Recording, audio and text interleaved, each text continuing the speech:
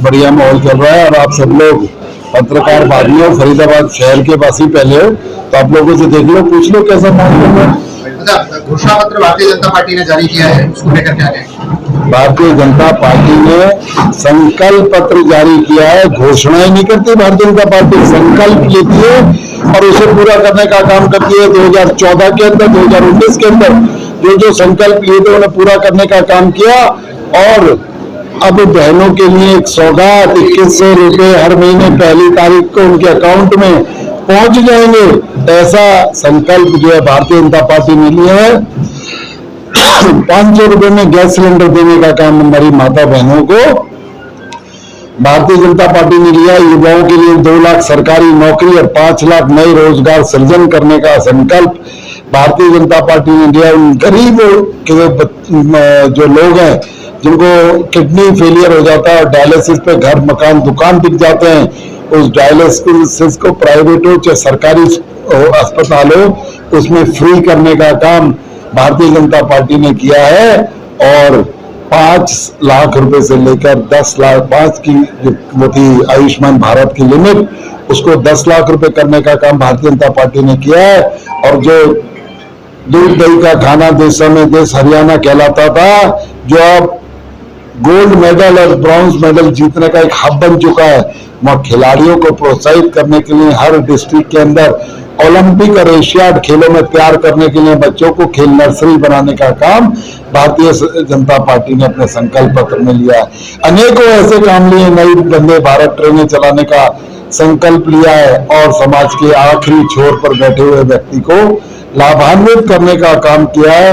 तो मित्रों, जो आने वाला समय होगा हरियाणा के विकास का होगा, खुशहाली का होगा और हरियाणा के लोग, जो हमारे मुख्यमंत्री नायब सैनी जी हैं, भारतीय जनता पार्टी ने संकल्प भी लिया है, एक ओबीसी वर्ग से आता हुआ एक गरीब व्यक्ति तीसरी बार प्रदेश का मुख्यमंत्री बनेगा, ये भी संकल्प। कांग्रेस के 2 विधायकों के वीडियो वायरल हो रहे हैं, जिसमें एक में विधायक कह रहे हैं कि कोटा सिस्टम होगा, 2 लाख नौकरियों में से 2000 हमें मिलेंगी, 50 वोट दोगे तो एक सरकारी नौकरी मिलेगी। और दूसरे कह रहे हैं कि अगर मैं बनता हूं तो पहले अपना बड़ा करूंगा, फिर रिश्तेदारों का करूंगा, फिर जनता का करूंगा।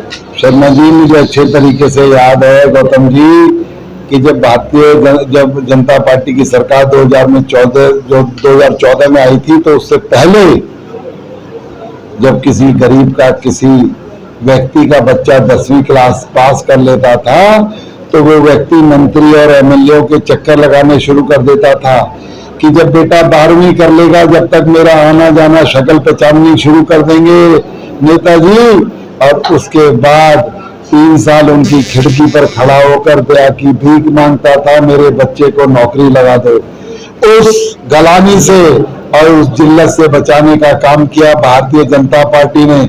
अरे बच्चे के अंदर टैलेंट होगा तो वो दलित का हो, वो ब्राह्मण का हो, वो किसान का हो, वो बनिए का हो, वो तेली का हो, वो माली का हो, कोई भी व्यक्ति, भारतीय जनता पार्टी ने ऐसा तय किया कि अपने एग्जाम में बैठे पास करे और नौकरी प्राप्त करने का काम करे। ऐसी 1.5 लाख से ज्यादा नौकरी बगैर पर्ची खर्ची के देने का काम भारतीय जनता पार्टी ने। क्या मुकाबला करेंगे वो भारतीय जनता पार्टी का, जहाँ टिकट में कोटा, जहाँ जिनका आज तक जिला अध्यक्ष नहीं, उनका मुख्यमंत्री का चेहरा फाइनल नहीं, क्या वो चुनाव लड़ेंगे?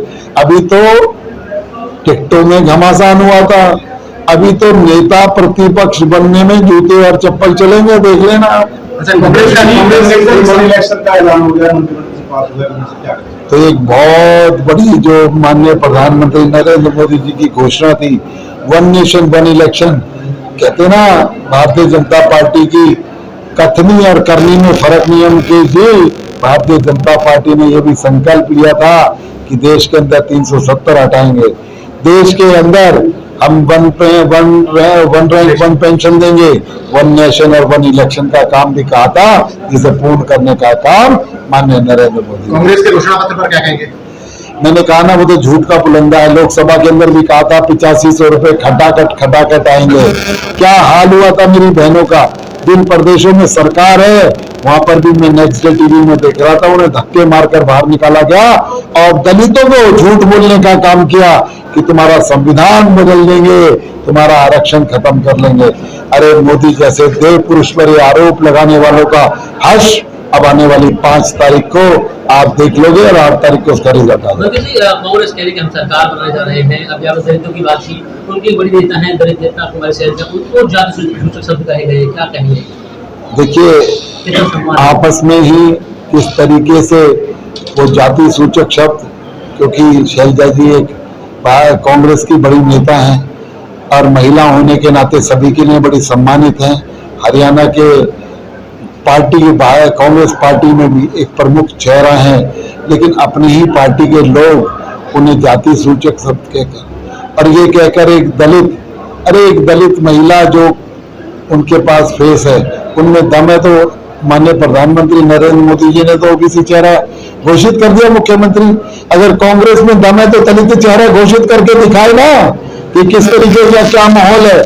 इसलिए मेरे मित्रों, ये कांग्रेस कुछ नहीं है, झूठ का पलिंदा है, झूठ का ये लोग जो है ना ताना बाना बोलते हैं। भानुमति का कुनवा जोड़कर सारे झूठ बोलकर भी ये सारे मिलकर 240 का आंकड़ा प्राप्त नहीं कर सके। तो ये क्या प्राप्त करेंगे? भारतीय जनता पार्टी का किसी से कोई मुकाबला नहीं है। पहले का रिकॉर्ड भारतीय जनता पार्टी स्वयं तोड़ेगी, पूर्ण बहुमत की सरकार बनाएगी।